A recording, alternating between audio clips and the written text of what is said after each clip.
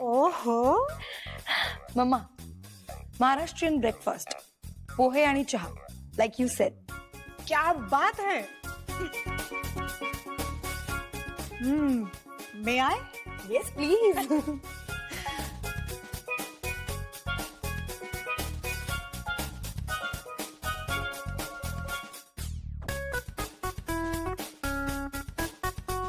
Mamma सांग ना, कसं झालंय? ओके, मीठ थोडं कमी आहे आणि मिरची थोडी जास्त झाली आहे. बाकी ओके. मी एवढं मनापासून केलं आणि तू चुका काढतेस. हो का? मग बच्चा जरा आठव, मी सुद्धा तुझ्यासाठी किती मन लावून सगळं बनवते, तेव्हा तू ही नावं ठेवतेसच ना. आणि मग काय, लगेच ऑनलाईन पिझ्झा किंवा पास्ता ऑर्डर करतेस. आठव. Mamma sorry, I am sorry खरंच. यापुढे तू काहीही कर, मी सगळं खाईन. ओके, पण प्लीज आता सांग ना कसं झालंय. खरं सांगू, कमाल झालेत. खरंच? सर मला माफ करा. सर मला माफ करा. नीता असं करेल मला खरंच कल्पना नव्हती. सर तुम्ही माझ्यासाठी आदर्श आहात सर, माझे देव आहात सर. Please sir, please. पाय सोड. Get up, get up. माझ्यासमोर ही फालतू नाटकं करायची नाही. आणि मी कोणाचाही देव नाहीये. मुळात देव आहे यावर माझा विश्वासच नाहीये. कळलं? आणि विजय, यापुढे जर असं कोणी आपल्या ऑफिसमध्ये आलं ना, तर मी तुला काढून टाकेन. ते सिक्युरिटी चेंज कर आणि नवीन लॉक्स घे, ऑटोमेटेड लॉक्स. हो सर मी एक बोलू?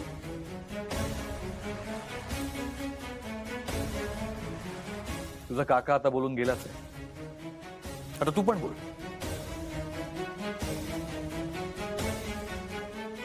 सर या ऑफिसचा स्टाफ तुम्हाला आदर्श समजतो, त्यामुळे तुम्ही जे काही बोलता त्याचा त्यांच्यावर प्रभाव पडतो. तुम्ही जे विक्रांतला म्हणालात ते मी सुद्धा ऐकले.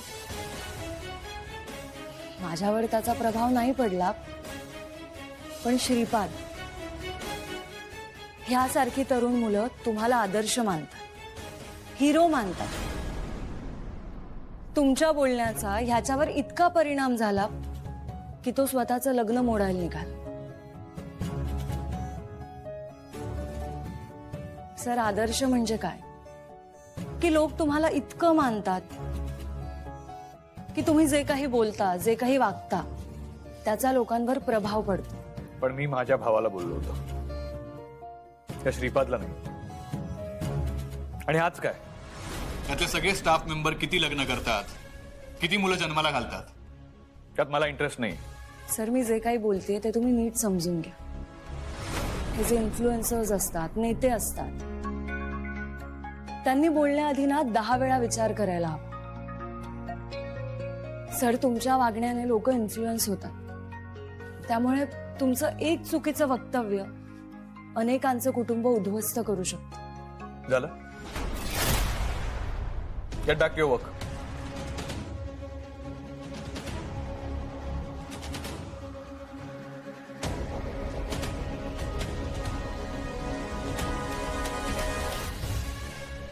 मग काय वेदांत, मुली बघायला सुरुवात केलीस की नाही? आई, अरे असं काय करतोयस? तुला अट माहितीये ना माझी, तुझं लग्न झालं तरच विक्रांतचं लग्न होणार आहे. लग्न त्याचं आहे आणि ताप माझ्या डोक्याला. आई कुठे का तू? गेलाय सकाळ सकाळ. कुठे? स्वतःच्या पायावर उभं राहिला. माझा आशीर्वाद घेऊन गेलाय, हसू नकोस. या या या या. पाय दुखत असतील ना तुमचे?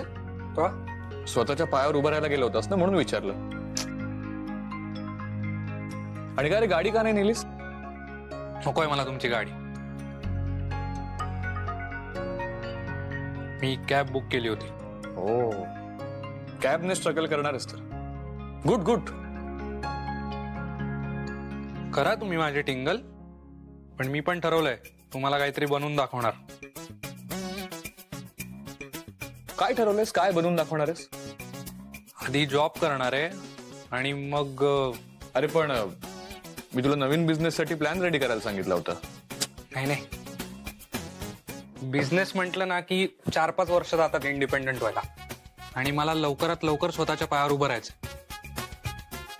आणि बिझनेसला लागतो एक्सपिरियन्स, जो तुम्हाला द्यायला तयार नाहीयेस. आई, मी याला चान्स दिला होता. मी तुला सॉरी म्हटलं होता. बरं, मी तुला म्हटलं मला सार्थकच्या कंपनीत काम करू दे, तर तेही तुम्हाला करू देत नाहीयेस. मग जॉबच बरा आहे ना, सॅलरी पण मिळेल आणि रिस्क पण नाही. आणि ऐका, मी ऑलरेडी 3 कंपनीज मध्ये इंटरव्ह्यू देऊन आलोय. हा, वा वा वा, बघितलंस का वेदांत?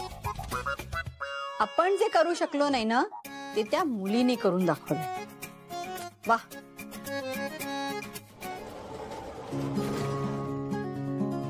ऐक, सार्थक, आद्या आणि अमूल्याला लवकर इथे बोल. हो सर. विजय, श्रीपाद, इकडे या. मला तुम्हा सगळ्यांना काहीतरी सांगायचं. सर, काय झालंय? अरे थांब, येऊ तर दे सगळ्यांना. काय रे? आज मी खूप खुश आहे. सो सांगा तुम्हाला काय हवंय ते. काय झालं दादा? तब्येत बिघडली की काय सरांची? अरे तुम्ही असं काय बघताय? अमूल्य, let me congratulate you first. अमूल्य मॅडम, सर तुमचं अभिनंदन करतायत. हो अमूल्य, तुझं मनापासून अभिनंदन. कारण आपण जे अंडरग्राऊंड टनलचं बिड सबमिट केलं होतं ते पास झालंय.